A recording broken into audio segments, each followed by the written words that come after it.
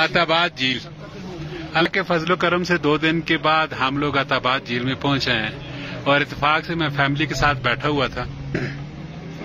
ते मेरे को एक भाई साहब आए चाह पीने पीने आखने तुसा किधरे वेखा पे मैं डेफिनेटली किधरे ने किधरे वेखा पे उसी ते मकिन सोशल मीडिया च वेखिया उसी लेकिन डेली मार्केटिंग तुसा पता है सऊदी अरब भी जिस टाइम गए हैं थे उस जगह जी भी अल्लाह ने फजलो करम नाल 2 शहर मिल गए तलक वास्ते वाले लोग मिल गए जेड़े डेली मार्केटिंग जानने पहचानने और एताबाद झील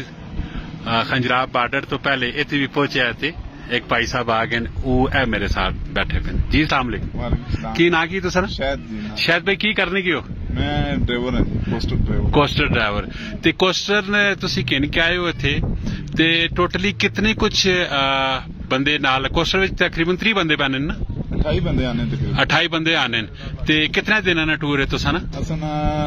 5 दिन ना टूर है 5 दिन ना टूर ते 5 दिन ना इन्ना किराया की वे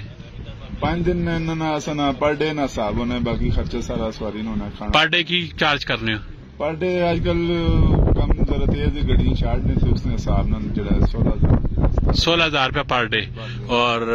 खर्चा जरा डीजल ना होसी जो सारा खर्चा उस खाना पीना ये वो सारा कुछ यानी कि जिस जरा बंदा कहन के सी उस ना होसी ठीक हो गया तो तुसा कोल केड़ी गड्डी अच्छा तुसी नाल ही होने हो भाई ये असने जी वो आनन के नाम ज्यादा नाम सलीम ना है जी इन्होंने ते ये गाइडर ने साढ़े भाई जरा ग्रुप दी जरा ना रीडर ने भाई इन ग्रुप आंदे अगू फिर ना सा बुलाया था अच्छा यानी कि ग्रुप जड़ा आया इन्होंने रेफरेंस ना लाया ते तुसे ने नाल पाई है प्रॉपर इस हिसाब जो है ते ठीक हो गया ते और मजीद आगे खंजराब बॉर्डर है तो कितने किलोमीटर दूर है कोई आइडिया है